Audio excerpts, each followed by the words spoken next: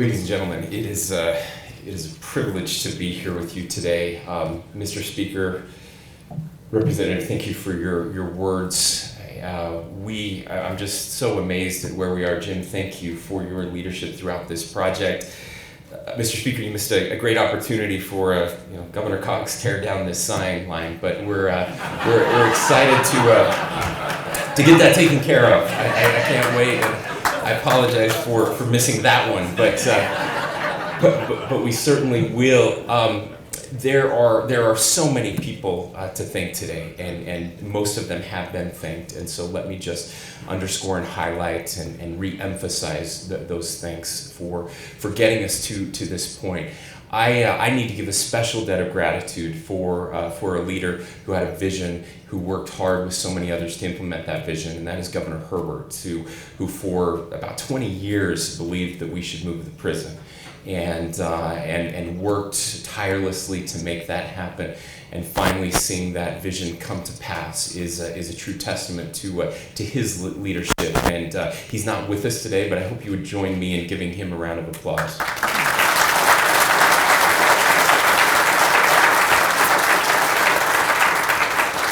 So today truly is a landmark day for the Department of Corrections and so many others as we celebrate the largest construction project in our state's history. I want to just reemphasize that. This is it, the largest construction project in the state of Utah's history. This new correctional facility is structured like a small city, as Jim mentioned, with this Main Street concept. It acts as a center hub comprising 35 buildings and 1.35 million square feet of operational space. The campus sits on approximately 200 acres of land, 5 miles west of the airport, of course. The 7 miles of road and utility infrastructure created for the correctional facility is not just for the correctional facility, it's the key to opening up an economic hub for the west side of Salt Lake, something that has been needed for a long time. And I hope you're hearing these themes of wins that just keep happening. It's not just the prison. It's what gets to happen now around the prison. And it's not just what happens here. It's what happens where the former prison now sits.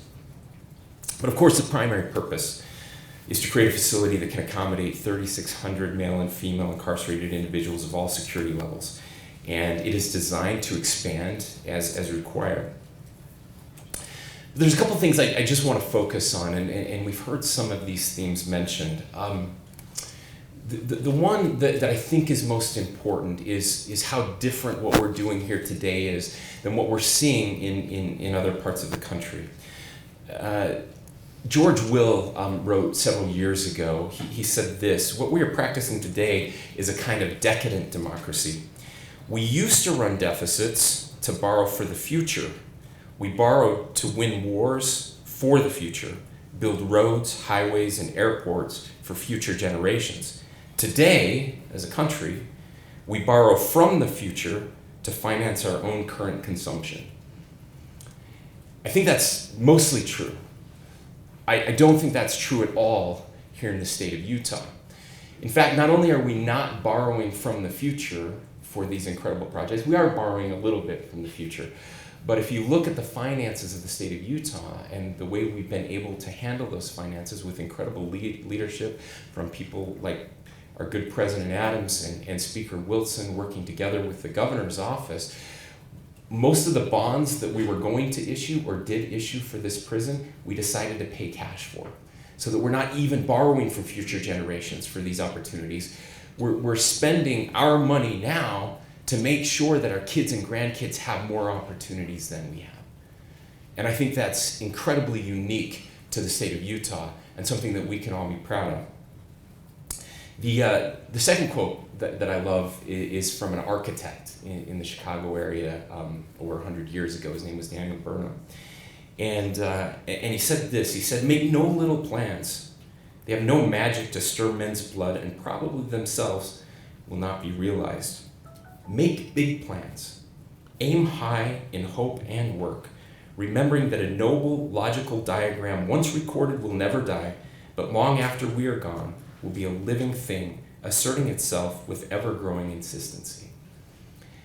I appreciate the leadership of this state and the people who elect that leadership, who are dreaming big, not small, who are looking to the future for something better. There are too many small minds in our world today. We need to get back to being a country of building, a country that dreams big and inspires others to dream big as well. And that's exactly what we've done here today. We're dreaming big for those who are at the edges of society, those who have failed in their obligations to family, to community, to society at large. Because we know that someday, most of them, almost all of them, will be back with us, living in our communities, our neighbors. And our hope is that when they return to our neighborhoods, that they will have a new sense of community, that they will have the tools necessary to rebuild their lives. And that doesn't happen if you just put people in a box. If you just do that when they leave, they'll have all of the same problems and no more solutions, and probably be worse off now because they have a record and they won't be able to get a job or find a place to live. And so the odds of them coming back here, which we know recidivism rates are increasing, just increase. And all that does is cost taxpayers more money and make our communities worse overall.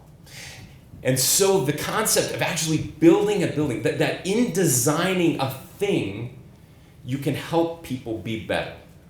It's a radical concept, but something that we believe in, something that we don't just talk about, something that we've invested hundreds of millions of dollars in to show that we can do this, so that there can be more programming here, so that we can give these incarcerated individuals the tools to fix their lives and become productive members of society. But I would add something that I think is far more important than that. And today, I want to conclude by paying tribute to the incredible men and women who work in corrections. I don't know exactly all the purposes of government. We argue about this all the time. I have my theories about what government should do and shouldn't do. I think we do too much sometimes, quite frankly. But I think we can all agree, no matter what your political background is, that if there's one thing government should do, it is this. That government, the purpose of government is to protect us from the worst among us. And if we can't do this, then we should be out of here. Which means to me that it's our law enforcement and corrections employees that are the most important employees we have in the state of Utah. And you probably don't feel that way sometimes.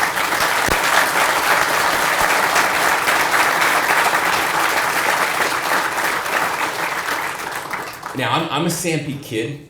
We have the other prison in Sanpete County. And I have a lot of friends and parents of friends who work for corrections.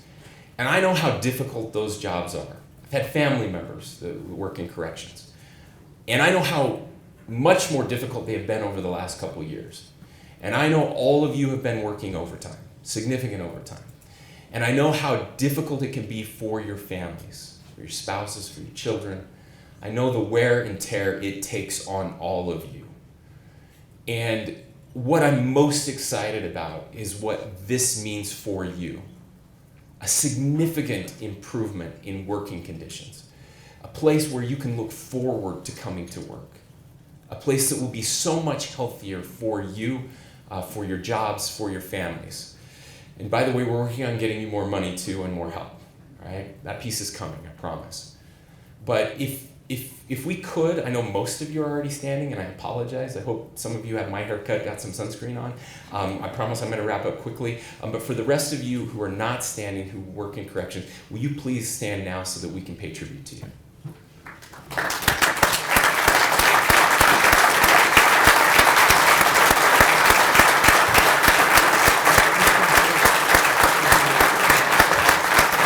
And now we're going to give you a standing ovation, so it doesn't look like we all work in corrections, but we are going to stand and applaud you.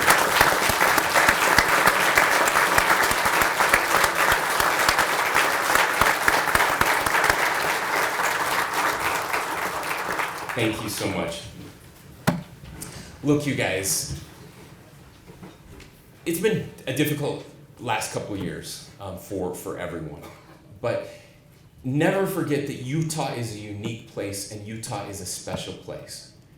And this is the perfect example of what makes us different and what makes us special. And we can never lose this. We're the fastest growing state. We have a lot of people moving in from other places. We're so glad they're coming. We desperately hope they don't try to turn us into where they just left. But that's up to us. That's up to us to make sure that that doesn't happen. We need to remind people that Republicans and Democrats can work together on big things, that we can solve big problems, we can do big things, and we can make the world a better place for future generations. Thank you for making that dream happen. Thank you to everyone who accomplished it. We're so proud of you, and may God bless you in this great work. Thank you.